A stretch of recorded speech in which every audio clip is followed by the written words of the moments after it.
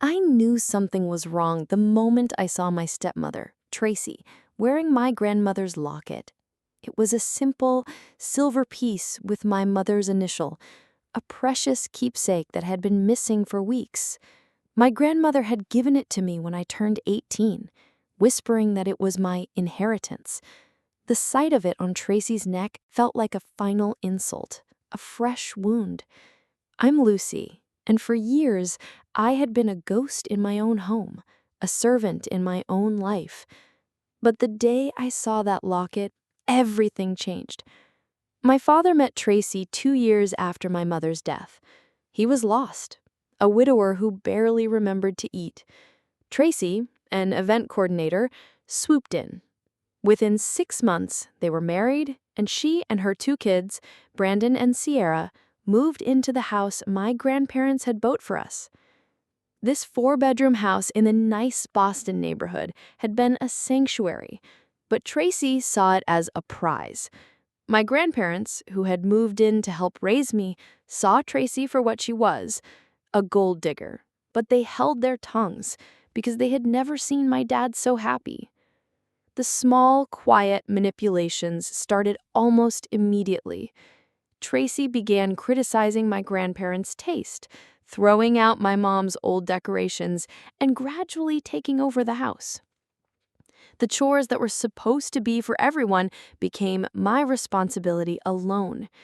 Brandon was too busy with basketball, and Sierra was too young, even though she was only a year younger than me. By the time I was 12, I was the resident cook and maid, scrubbing floors and doing everyone's laundry, while Tracy watched reality TV and complained about how I loaded the dishwasher. What I didn't know was that before my grandparents passed away, they had put the house in my name. The deed, the title, every legal document, it was all mine. They must have seen what was coming and wanted to protect me. My dad knew, but he never told me.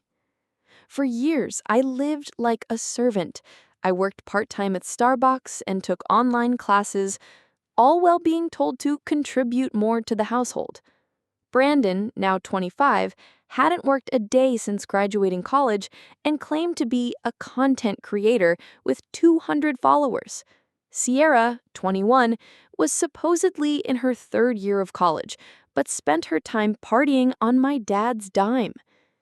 The day everything came to a head began like any other.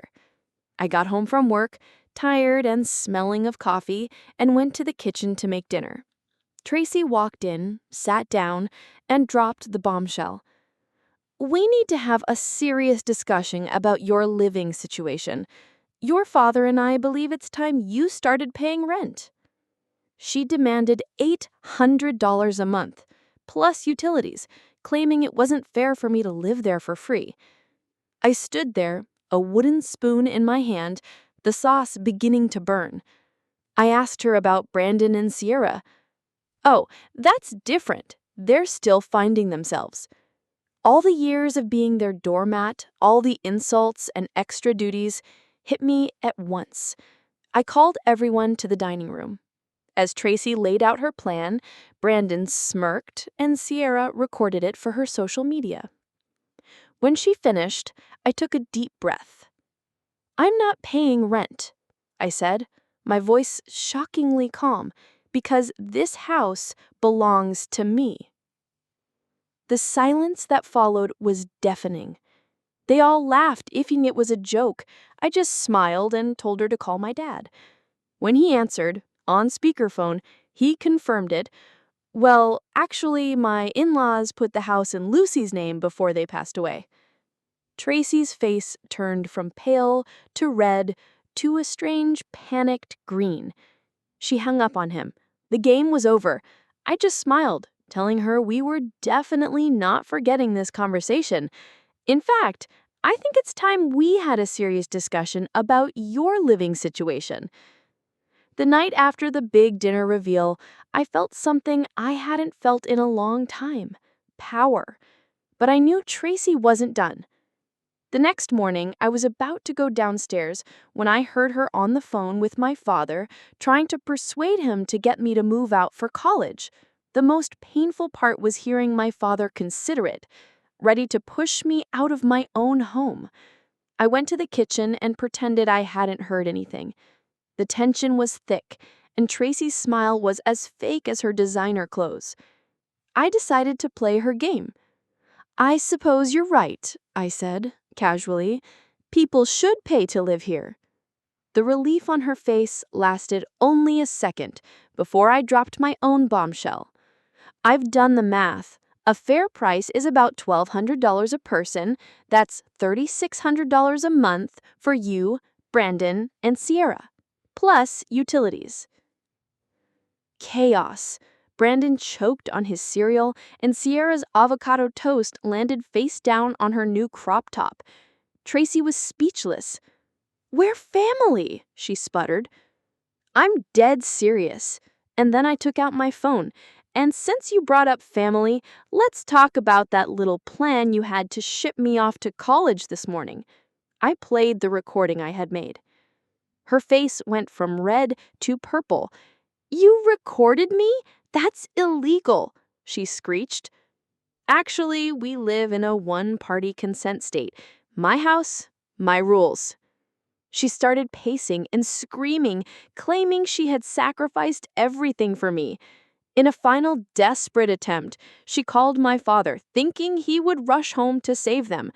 But what she didn't know was that I had been texting him all morning, sending him the recording. When he answered, he was surprisingly firm. "Tracy, we need to respect that it's her house. Maybe we should start looking for a new place." She lost it completely. She got in my face and said, "I don't care whose name is on the deed. This is my house. I will make your life hell." Perfect, because I was recording that too. I had already spoken with a lawyer. The game was no longer a personal feud. It was a legal dispute. This wasn't about family anymore.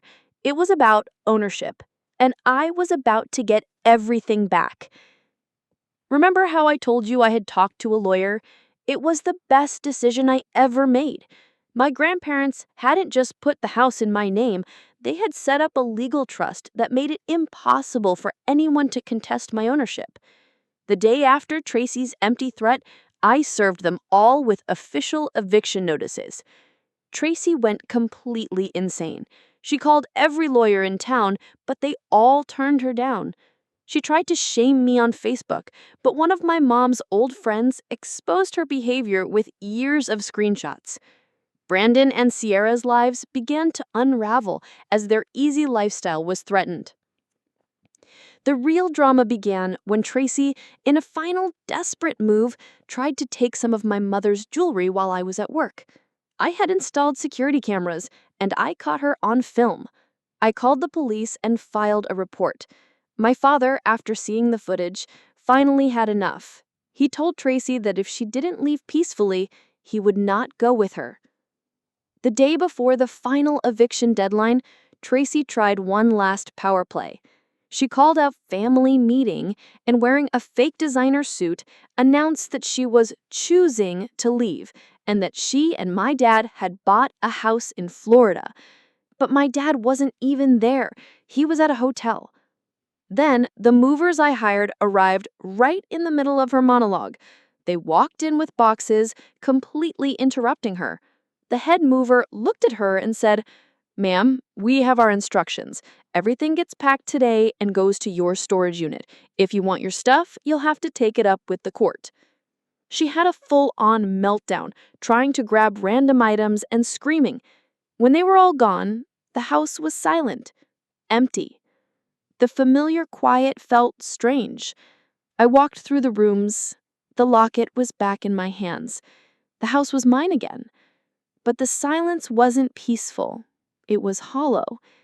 I had what I wanted, but the family I once had was gone. My dad was still my dad, but the trust was broken. I had a house, but I no longer had a home. It was a victory, but it came at a price. I had evicted my stepmother and her kids, and I got my house back.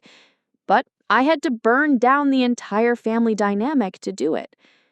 The question I'm left with is this: What is the true cost of justice?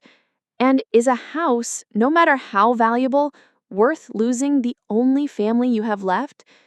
I don't have the answer yet. I'm just sitting here in my empty house, waiting to find out.